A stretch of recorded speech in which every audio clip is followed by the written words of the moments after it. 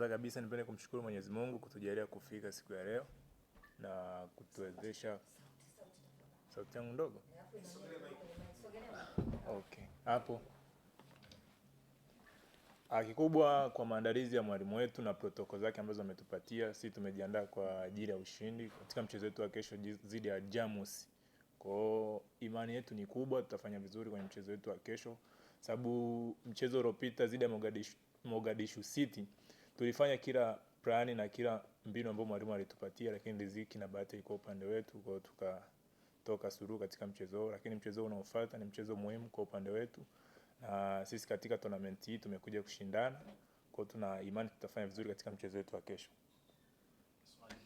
Kikubwa sisi tunazungumza kila wakati na tunafuata plani za timu na tunafuata malengo pia ya uongozi ambayo yapo mbele yetu.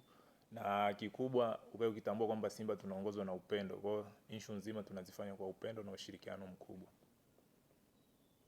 Kwa upande wangu, kwa wachezaji ambao wamesajiliwa Simba kwa wakati huu, naweza nikasema ni top players.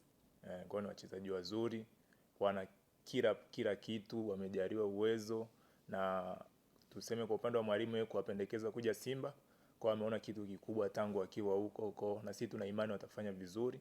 Na katika tournament zote ambazo tutashiriki, iwe ni ligi, iwe ni ngao ya hisani ambayo tunaenda kucheza hivi karibuni, na kila kitu tutafanya vizuri kwa uwezo wake Mwenyezi Mungu.